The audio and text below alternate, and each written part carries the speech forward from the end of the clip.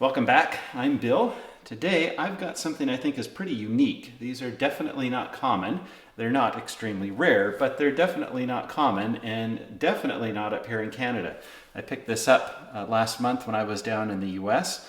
This is a Sears Junior model 742.47, although it took a while to figure that out because the badge is badly corroded.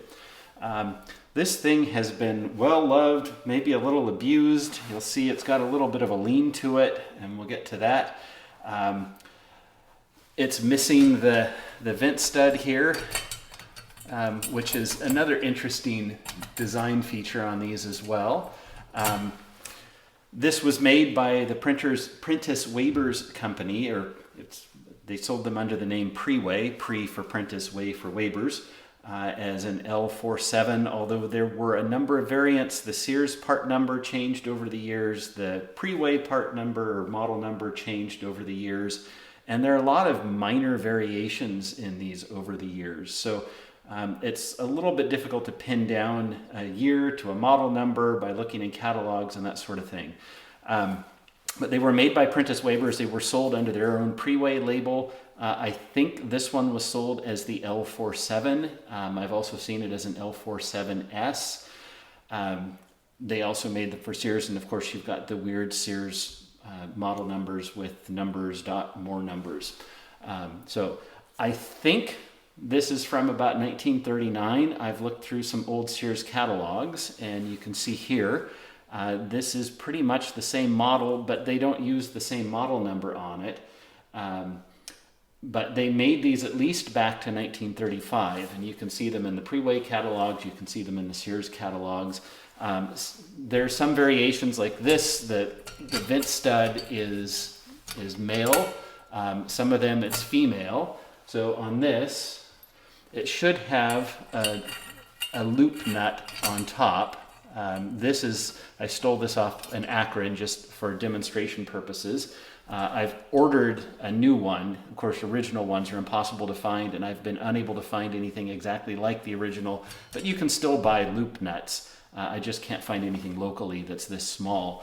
So I've got one on order, and it won't look quite right, but it'll be similar.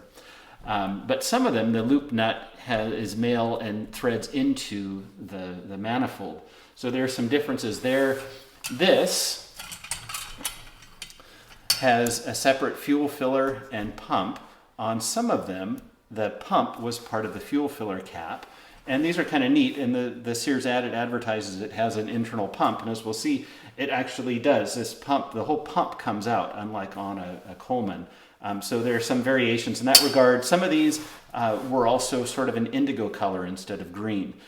So they were made in the 30s. I don't know how early in the 30s, but at least going back to 1935. And then if we look here in the 1940 Sears catalog, replacing the Junior, or they had it was good, better, and best, replacing the good in the place of the Junior is this AGM made lantern, which is similar. It looks more like a Coleman 243.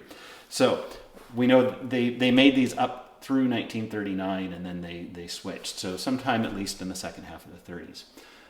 They burn, or advertised as burning, both gas and kerosene.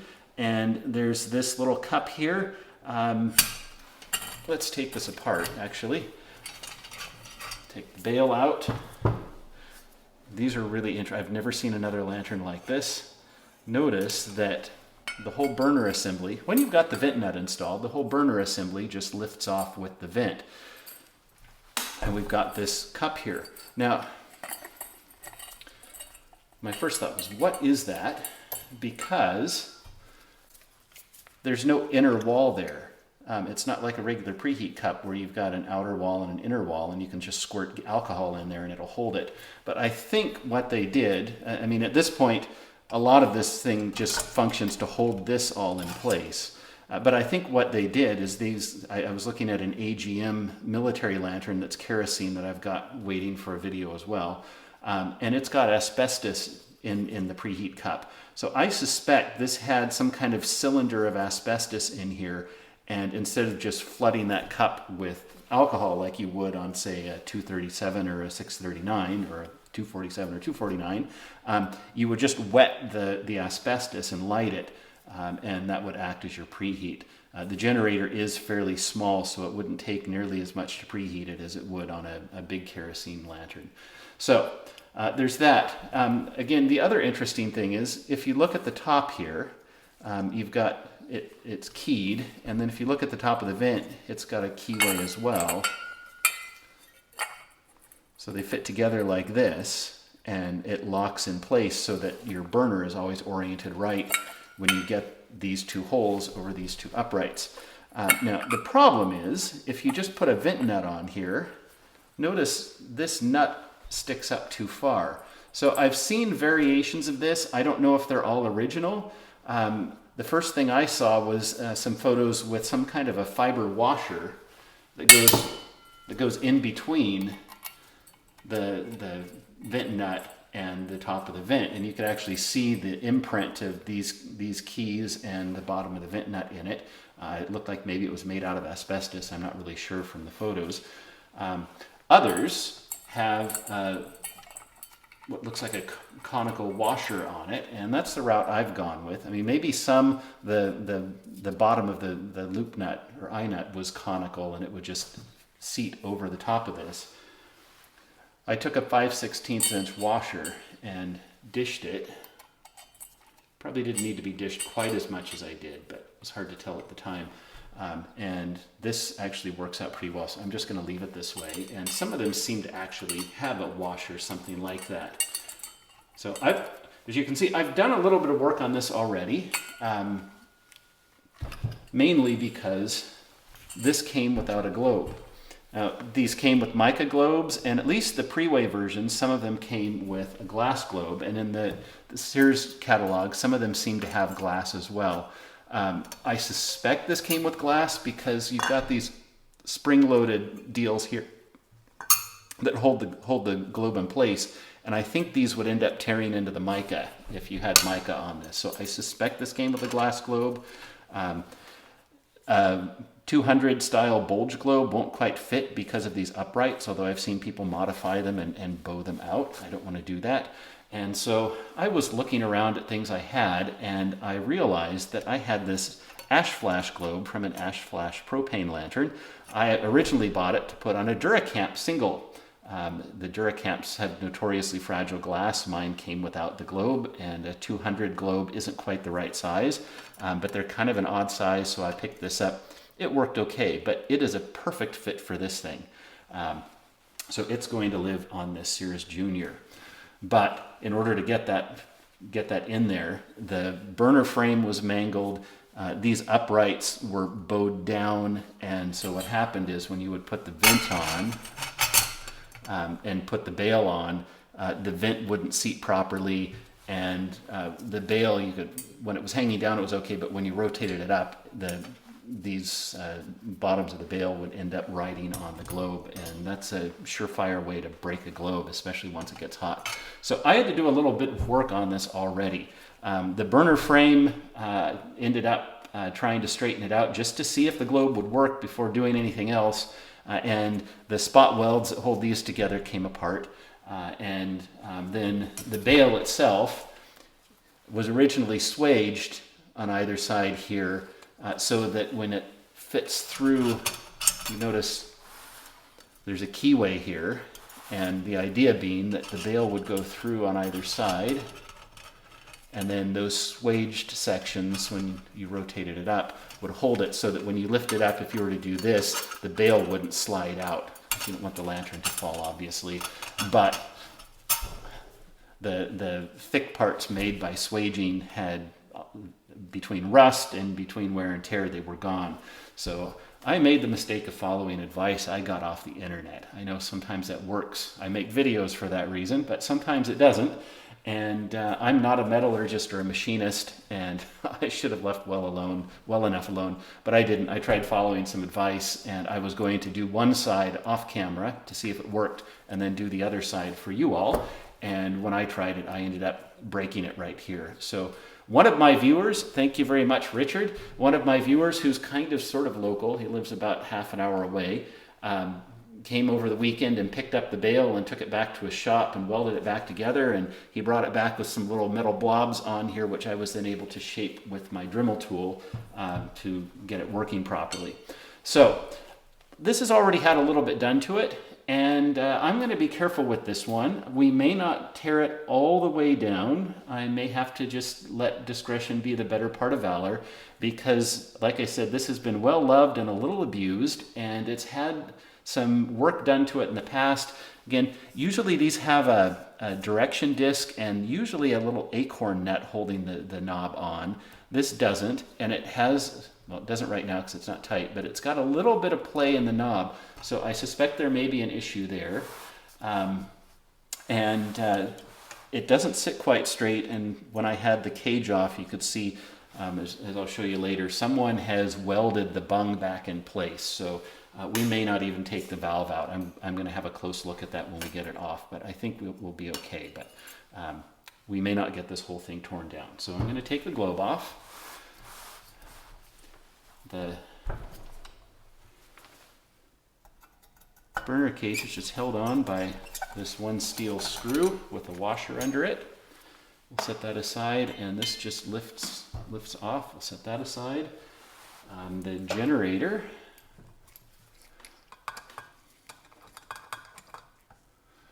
Seems very much like a 220 generator. I think this is original though.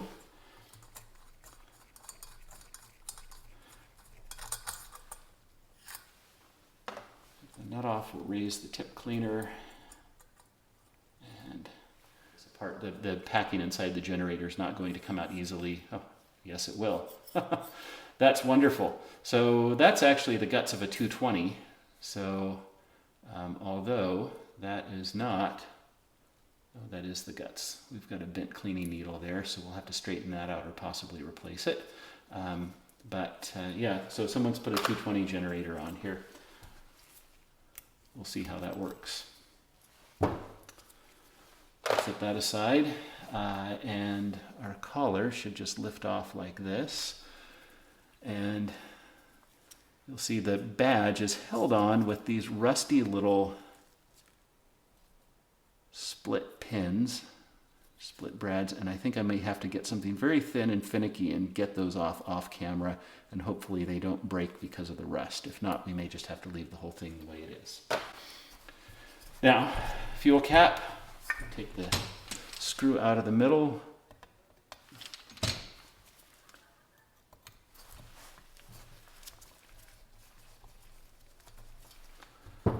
This has its own little direction disc, and it says to use unleaded gas, but not leaded gas and not gas with anti-knock compounds, because it clogs the generator very rapidly.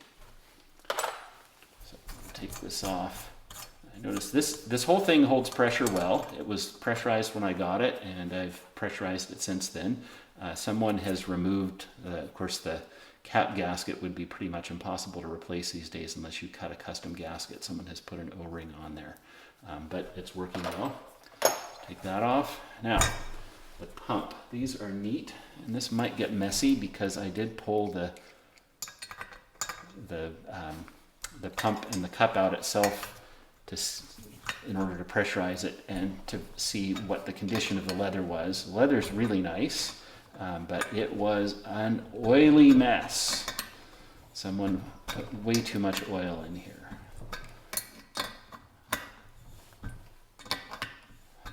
So this just unscrews. Leaves a nice big hole in the fount that you can see down into the pump housing. It doesn't actually go straight into the fount, and this is our pump. Instead of a check valve, this has a non-return valve, and that means when you push this down, it's smooth now because of course there's no resistance on the back side, but maybe if I put my finger over it, let's see, I can't put enough pressure on there that way, but these tend to, you push it in, it goes easy, and then it gets harder, and then pop, and all the air goes through. And that's because on the other side of this, hopefully this comes off easily. Yes, it did. On the other side of this is a spring-loaded pip.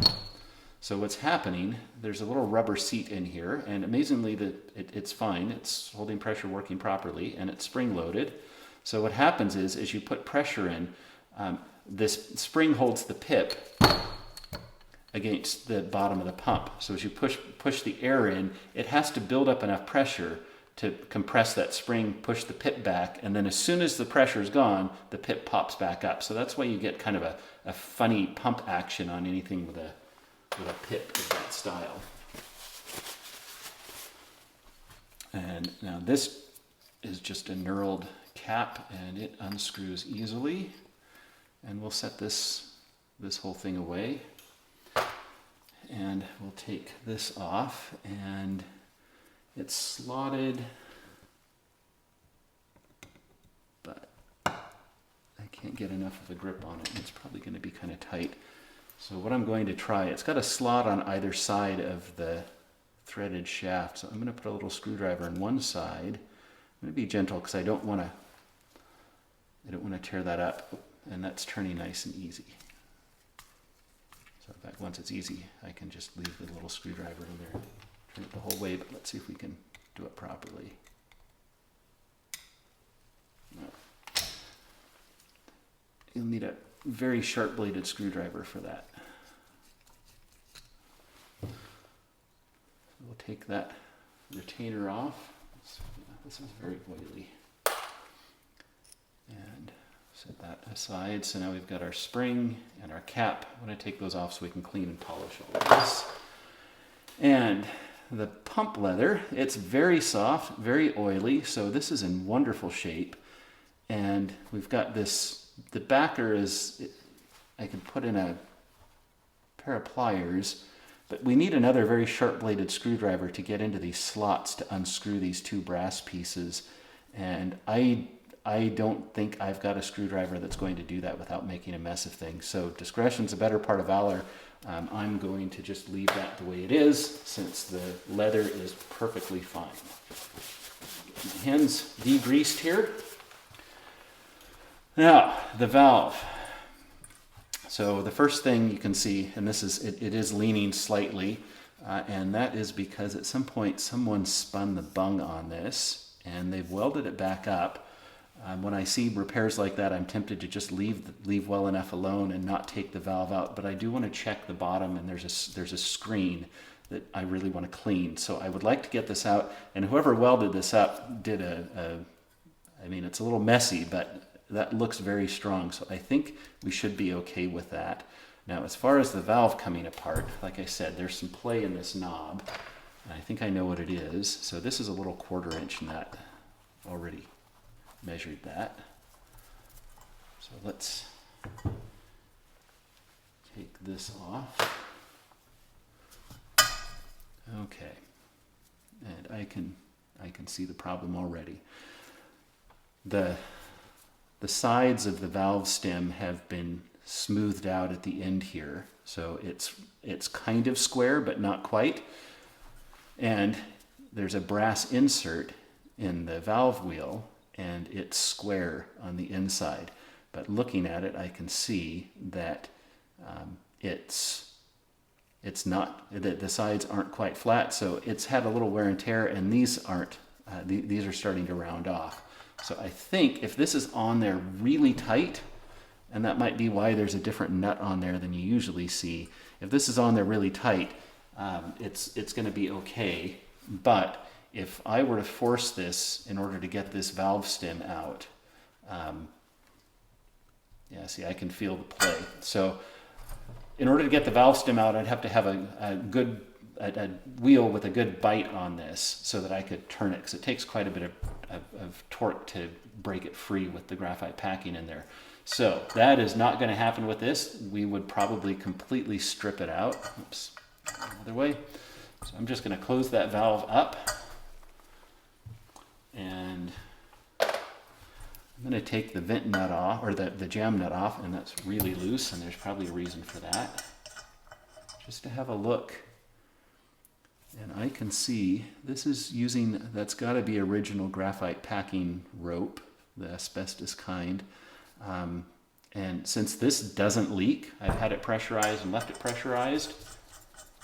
I'm going to leave well enough alone with this.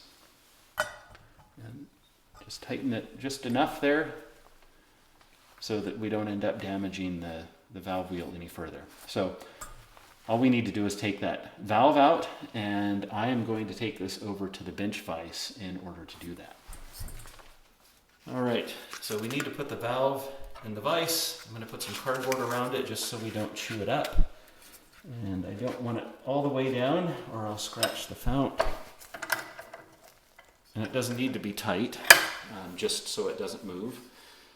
And I'm going to turn this way. Oh, thank goodness that was a nice easy turn. Yeah, as I turn you can see it's kind of lopsided. So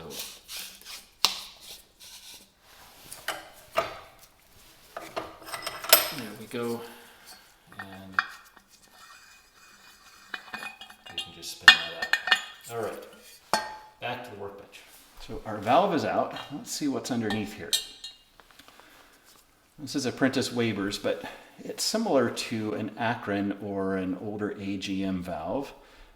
This is an instant lighting lantern, like a Coleman Instant Light, although they didn't use that term.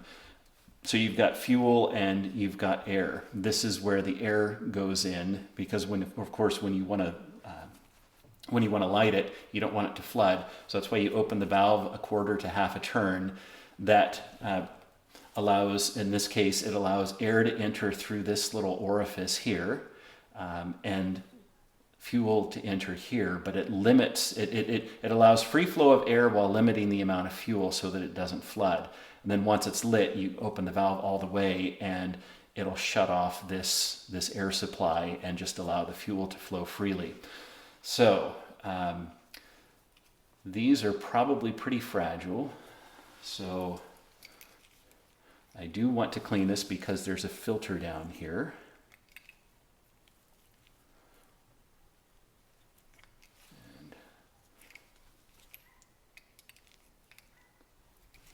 Okay, that came off nice and easy.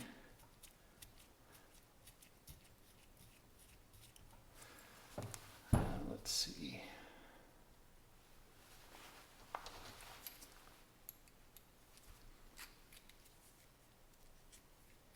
Oh, yep, I can tell someone's been in here before. This thing's fine. I don't see anything broken off in there, but this only has about 2.5 turns of thread on it. So this tells me someone broke this off at some point in time. But it's got enough thread on there, it'll be okay. I'll probably actually put some thread sealant on there when we put it back together. And this should unscrew, but seeing the condition this is in, discretion being the better part of valor, I'm just going to clean it the way it is. I'll flush this through with lots of water and I'll boil it in some citric acid and make sure that this filter's clean. But yeah, if it's snapped off up here, it's not unscrewing easily with just my gloved hands, which I can get a pretty good grip on that with the latex. So this is going to stay the way it is. And then this little jet here, I want to clean that to make sure that we've got good airflow. And this will also allow me to flush out the valve. I can flush some citric acid through there. Because I'm not going to take anything more apart. There is a high likelihood if I try doing that, something's going to break. Because someone's already messed with this. This is already starting to round off. Yeah, someone's had those out and there were some problems. So this is as far as we're going to go with the valve. I kind of get OCD and want to take everything apart, but not this time. But we can make it look pretty. We can make sure everything's clean and it'll work just as well as if we did take everything apart. So from here, we'll go to the kitchen. Before we go any further, let's clean up the vent and the fount. The fount, I've actually got paint the right color, so it's really tempting to repaint it, but these are only original once, and these are fairly uncommon, so I really want to leave it the way it is, and I think we can polish it up. So I'm just going to clean and degrease with Simple Green. This stuff works really well. Spray it in here.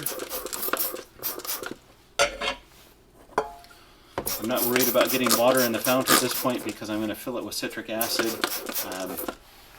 It's not terrible in there, but it definitely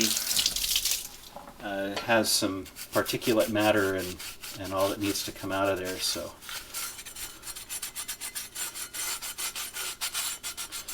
and this is really sooty. Usually they're not nearly that difficult to get clean. Usually Simple Green just melts the soot right off.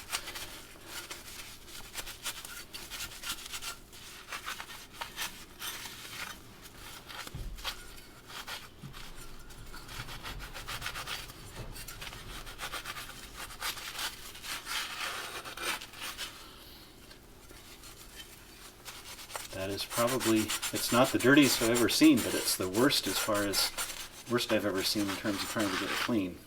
So let it sit for a minute. And let's see, get some of this crust off and then we can clean it up later. So we get lots of grease around the pump and around the fuel cap. Simple Green is a great degreaser.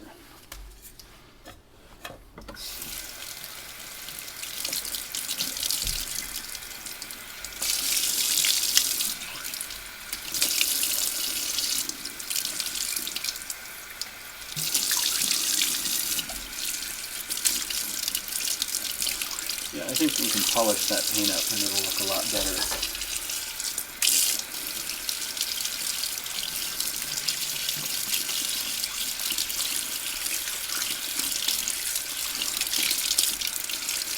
And well, this, all I can say is it's a good thing we don't look at the underside of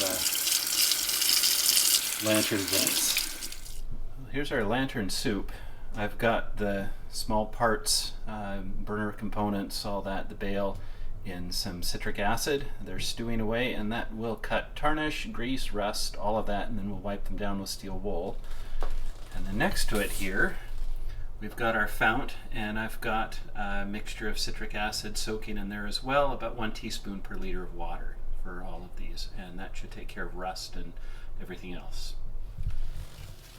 Alright, here we've got our brass and steel parts that have come out of the citric acid bath. I'm just going to rinse everything down and give it a scrub with some steel wool. So usually you want to separate brass and steel as much as possible, but sometimes it's not possible. For example, this, that brass, we've got steel. There's no way to get them apart because of that set screw that's in there forever. So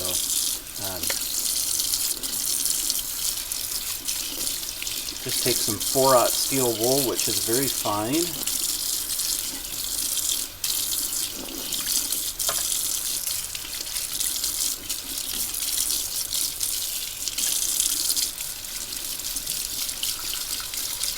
Work it over everything.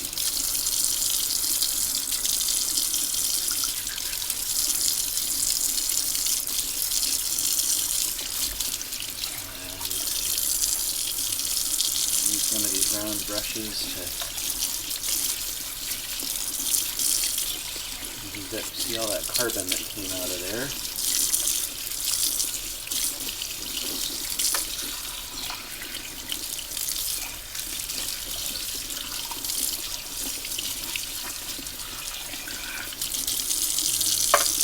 Last one.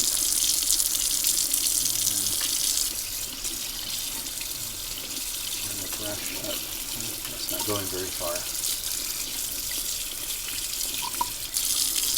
but at least now we know that is clean. So collar as well, wipe that down, that looks quite a bit better.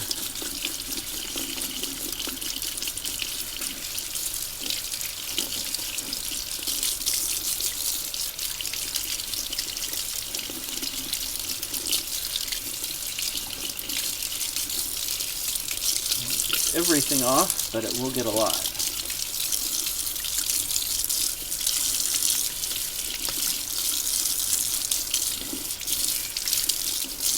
And this is the point where you start tearing your gloves on all the little sharp edges.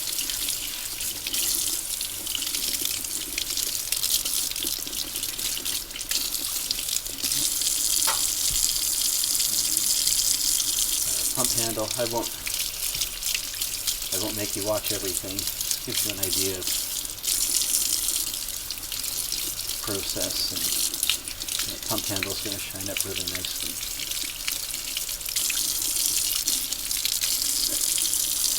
So I will see you at the polishing wheel next. So we've got all of our parts here, and they're needing buffing. So I'm going to use a cotton buffing wheel and some white polishing compound.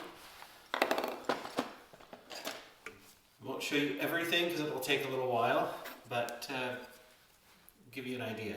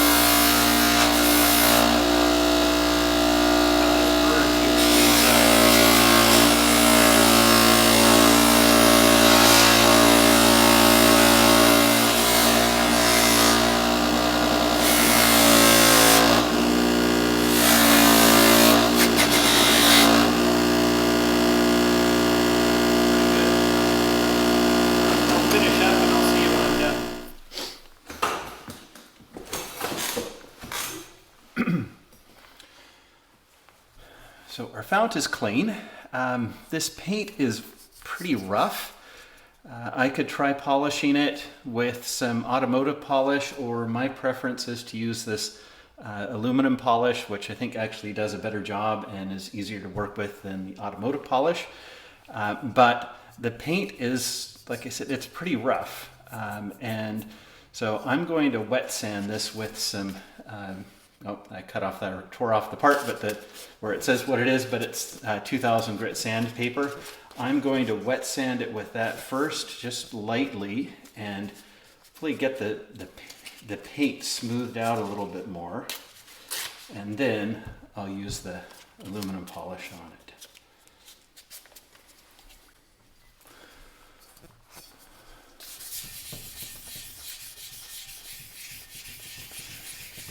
very lightly sand.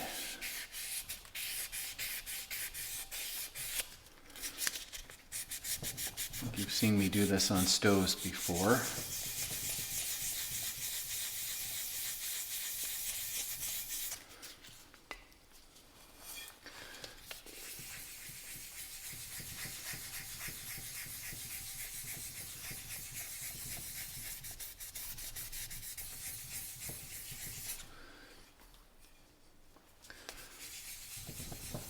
I can tell this is really hard paint. I'm hardly getting any on the sandpaper.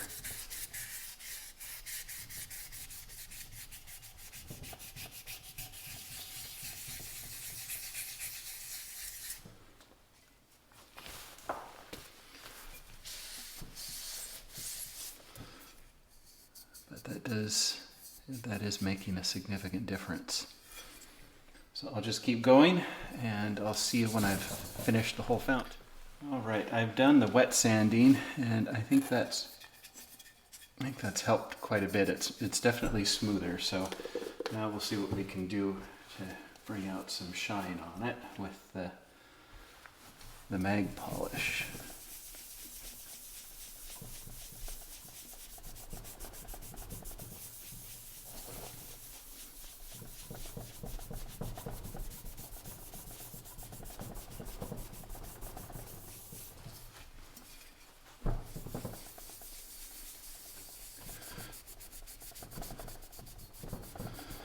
I think this is going to require some elbow grease.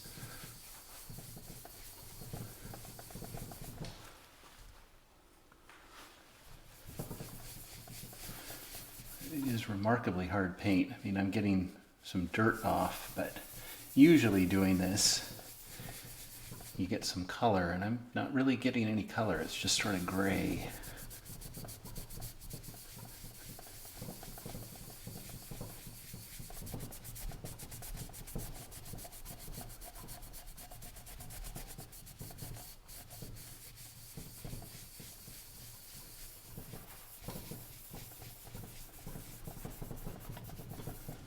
All right. Let's see.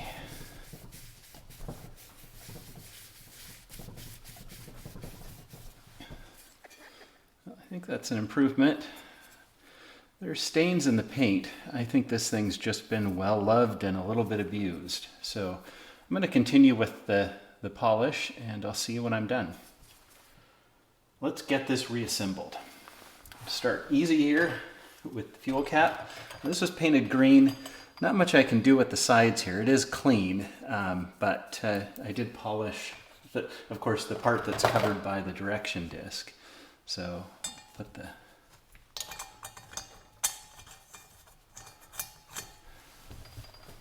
in there.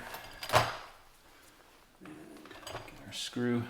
This was painted green at some point in time, but has since pretty much all worn off. So I'll just give it a pop of brass.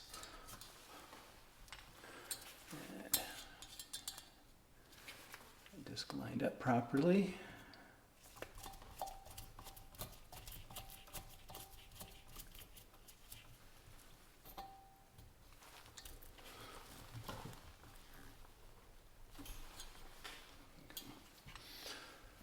I guess tightening that down doesn't really tighten the disc, it still spins. So it'll point the right direction, I guess, no matter which direction we go. Now let's put our pump back together. So this will look really nice. On the bottom, we've got our non-return valve, we've got our pip, and our spring. And that all just sits right down in there. And make sure it's lined up.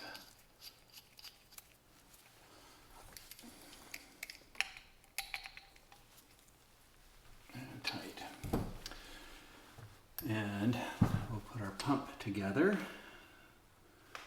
Somewhere here we've got a cap somewhere. Oh, there it is. I was looking for silver. It's all polished now.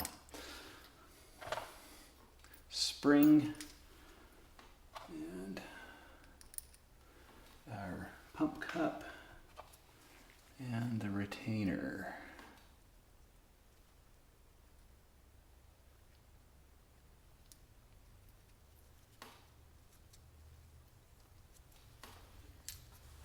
And get that lined up properly. Threads on. Just wanting to thread crooked.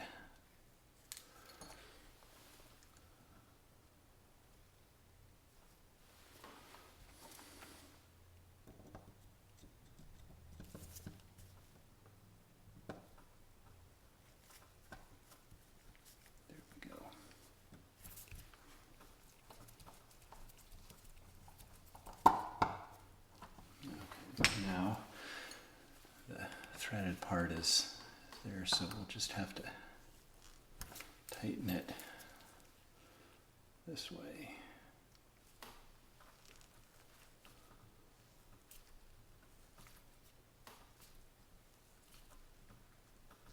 And that's good. I'm tempted not to put any oil on here because it was so over-oiled to begin with, but just going to put a little on just to make sure everything's lubricated. Using some 3-in-1 oil. Some folks prefer to use neat's foot oil, which is, at least that's what Coleman used when assembling them.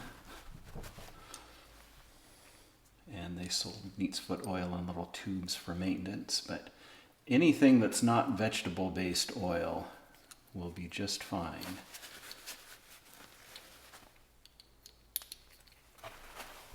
Clean myself up because I don't want this to be like it was before with oil everywhere.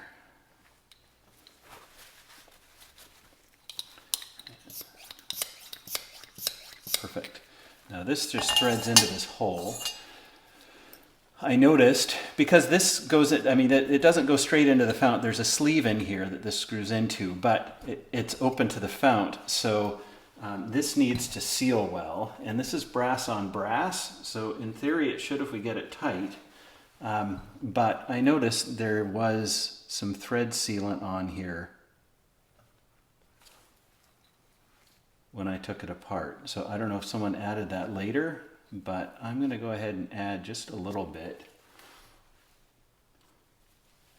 just to make sure that it's well sealed, because it was definitely well sealed before I took it apart. I want to make sure that we keep it that way. So get this threaded. Oh, that's much easier now that the threads are polished.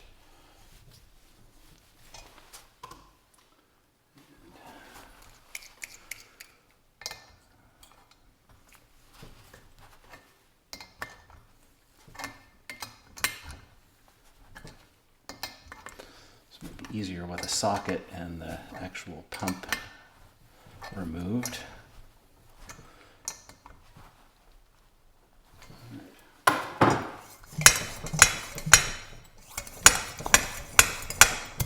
There we go. I hope you heard that little pop. All right, let's put our valve together. Now, I had to take a little break there for a second and check to see which was the air and which was the fuel, because I could not remember. So thankfully, of course, I'm recording this, so I've got a record of all of that. So the air fitting goes on the side closest to the valve stem.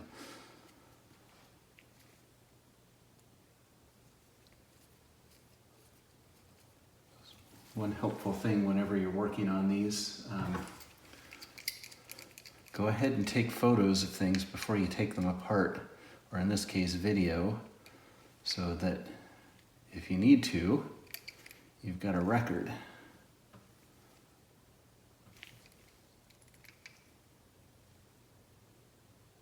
You know, the other thing, like which direction the badge goes on the collar. All right, so that's our air. And I'm going to put this together after I get it in, because I want to put some thread locker or thread sealant on there just in case. I think it's probably all right, but someone broke it at some point. And I want to make sure that it doesn't leak, or worse, since it's only got a couple turns on there, I want to make sure that it doesn't fall off into the fount. Now it hasn't, it doesn't seem likely it would. But make sure none got inside there. And just thread that in. This stuff is fuel proof. So there we go with our valve. That is everything. So this is going to go in here. We want the tip cleaner halfway in between, and I think I should be able to get this in without using the vise. So let's put some thread sealant on here. Again, just in case.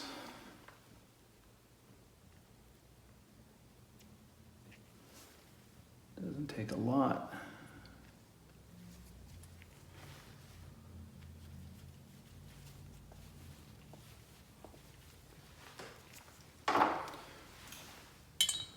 Double check, I've got everything on there that needs to be on there.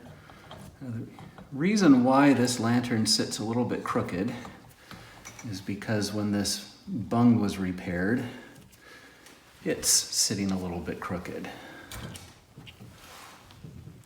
So I think we can actually get this by hand. We want that halfway between these two. Oops. Perfect. Okay. So you can see it leans a little bit. So there really isn't much we can do about that. I could put a wrench on here and try to torque it back over, but I'm not, I think this is a pretty sturdy weld someone did on there, but I don't know that it's that sturdy. And I've had enough problems with with this little guy that I really don't want to press my luck anymore. So we go this way with the collar. We've got our badge on there. Sorry, I already put that on. That was a little fiddly bit. And we'll put the generator on. And yes, this is a 220 generator that someone has put on here.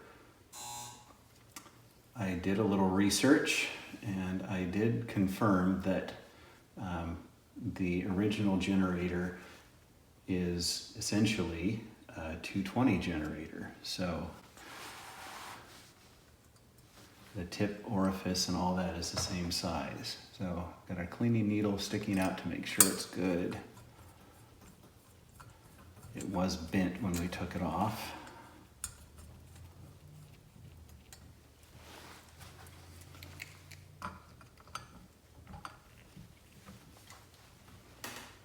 Make sure that's tight. And let's get our tip here to make sure it's rotating freely. I find this is the safest way to get these back together, assuming you can do it this way. Get everything assembled, get the cleaning needle through there, make sure it's working smoothly, and then put the tip back on. And at that point, everything should be good. There shouldn't be anything left to cause a problem with the cleaning needle. Now, let's put our vent knob or our valve nut knob back on and push it on good and tight.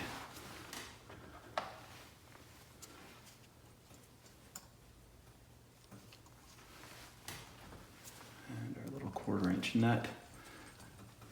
And this we want nice and tight too, because that's going to keep it from slipping. Oops.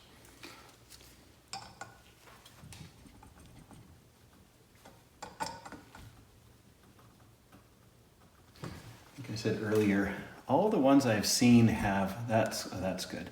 All the ones I've seen have a direction disc here and a little acorn nut, so I think someone lost the direction disc for this wheel. I mean, if it's got a direction disc on the fuel cap, surely it must have had one up here too. So now, normally this collar should sit like that. I'm wondering if we can't tip it just a little bit to try to get this thing, or off-center it just a little bit, to try to get this cage to sit flat, or to sit level.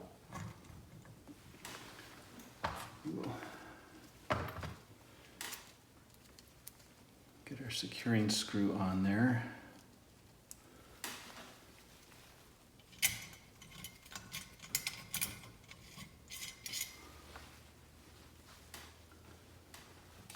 There's our screwdriver. Okay. Squat down here and see if there's any chance I can get this straight.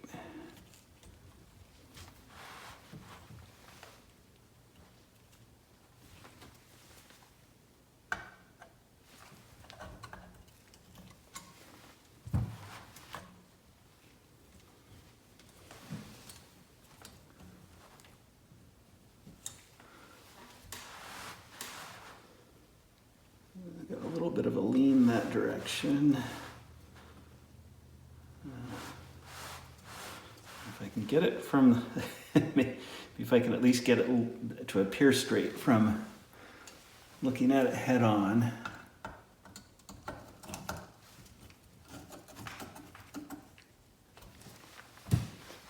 And once we tighten it, we lose a little bit of that straightness, but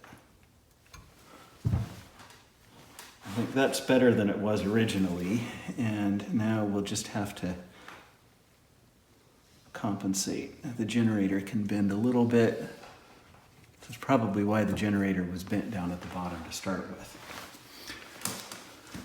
All right, now we need to set this aside just a bit, and we need to put this guy back together. Let's see, we went this way.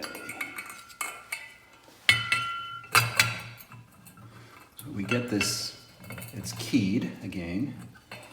So I think that's right. We put our little cone washer on, and then the vent nut. Get that cone washer. The vent nut's not really flat on the bottom, so the washer wants to shift. So, all right, there we go. So I'm gonna put this on here like that, and actually I think it might be easier to, you see the whole thing just comes off like that. Your mantle's here. So I actually think it's gonna be easier to tie a mantle on this way. Now what mantle do we put on here?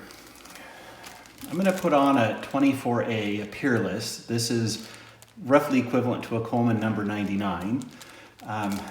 I've tried to research this, and the stuff I've seen online, people were using a Petromax style mantle, and I've got a few of those, but I'm not happy with how they perform. The ones I've got are some Chinese Petromax sort of knockoff mantles that I use just for testing purposes.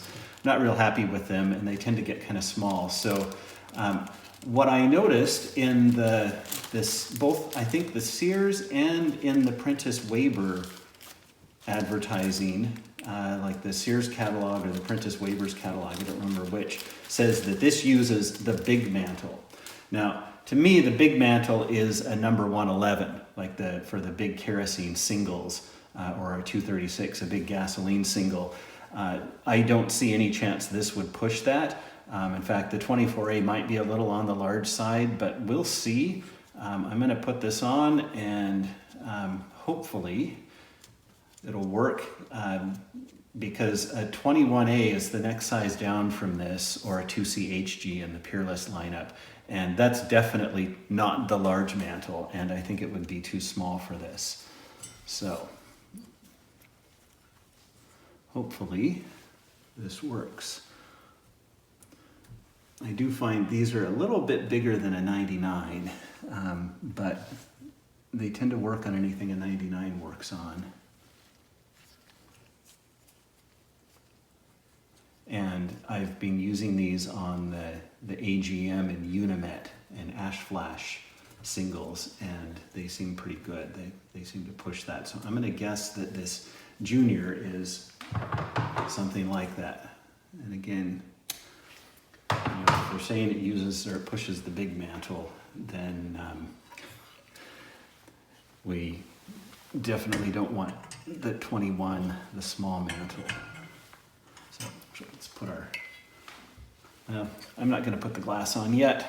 Let's burn this in first.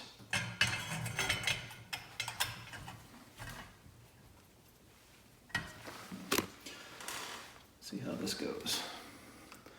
With these, I'm going to burn it higher up so that it lifts off. There's a little bit of a technique to get these burned in. Now that it's off the cage, burn in the bottom.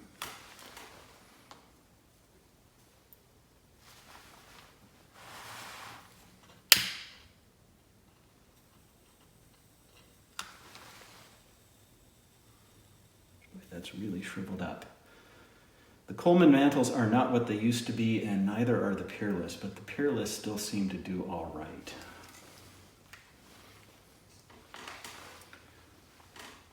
So now that we've got that burned in, go ahead and carefully take this off. Glass on. And then carefully put this back.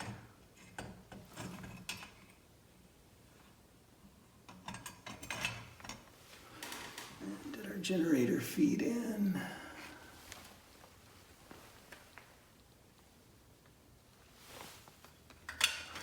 Oh, the generator is leaning just a little bit.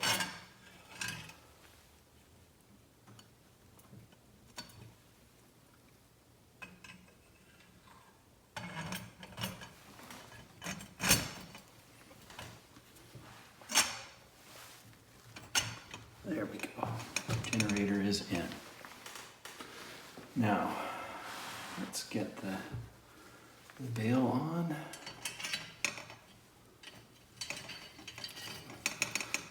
Go one side first and then the other. And it seemed to want to go. Let me make sure we're actually seated here. Oh, that's the problem. We're not quite down all the way. There we go. That air tube can easily bottom out on the plate. So there we have it. Now I'm going to fill this with gas, and when we come back, it'll be ready to light. Now, through the magic of video editing, we are all gassed up. We just need to pump this up, get some pressure in there.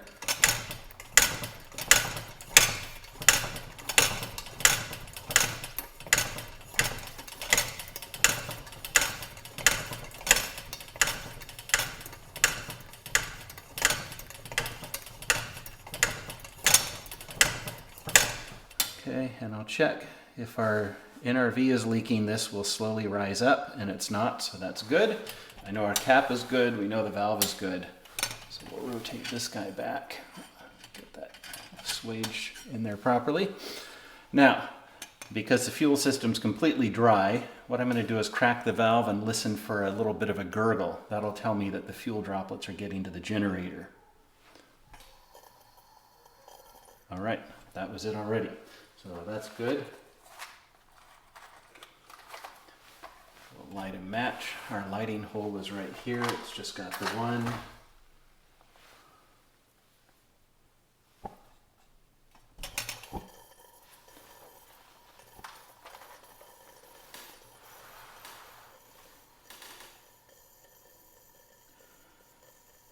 The flame is down there like that already. That's a pretty good sign this mantle is the right size.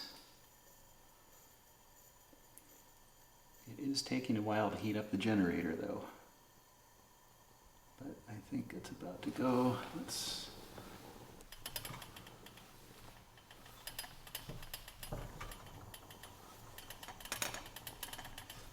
add some pressure.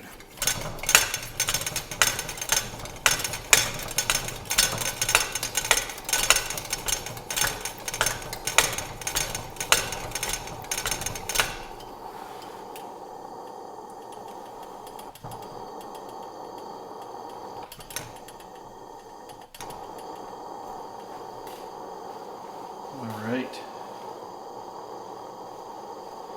And I found with these peerless mantles, we need to give them a little bit of time once it's lit. It's about 5 minutes later.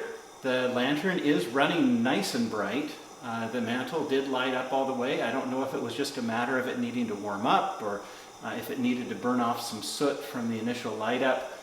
It's hard to say, but I'm very pleased with how bright it is. It's having no trouble pushing this 24A mantle.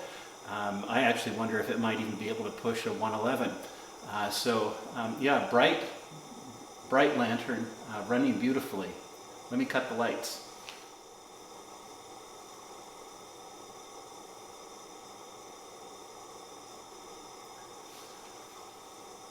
So there we go.